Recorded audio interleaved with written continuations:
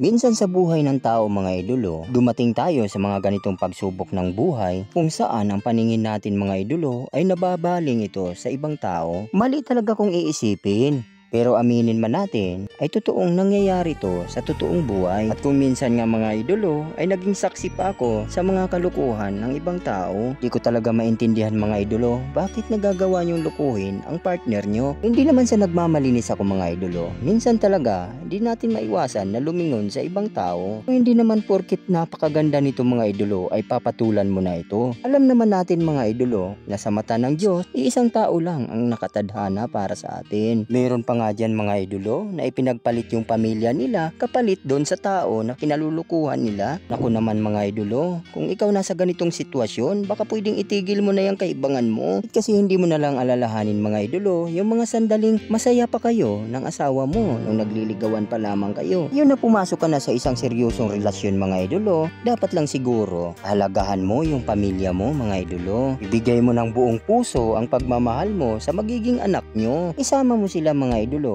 sa bawat pangarap mo sa buhay na gusto mong maabot. Alam nyo mga idolo kung bakit ko inopen ang topic na ito? Baka sakali lang kasi ako mga idolo na mapanood ito ng mga kaibigan ko. Masasabi ko talaga mga idolo na matindi talaga yung ginawa nila sa pamilya nila mga idolo. Meron kasi akong mga kaibigan mga idolo na nalagay sa ganitong sitwasyon. Yun bang tipong mas pinili pa nila mga idolo na masira yung pamilya nila kaysa manatiling buo ito? Na makakapanood nitong video mga idolo, huwag ka po sana magalit sa akin lalo na kung isa ka at tinamaan ito. Is ko lang naman kasi mga idolo na imulat mo yung mata mo. Lumagay ka sa tama para sa pamilya mo. Real talk lang mga idolo dahil alam naman natin na sa panahon ngayon mapababae man o lalaki ay sadyang nagluluko ang mga ito. Kaya ako mga idolo sisikapin ko na maging buo ang pamilya ko hanggang dumating yung time kukunin na ng Diyos ang hiram na buhay ko. Kung umabot ka sa part ng video na to mga idolo, puso po ako nagpasalamat sa iyo. Pinakinggan mo ang mga sinasabi ko. God bless po sa buong pamilya mo idolo. Sakali man mga idolo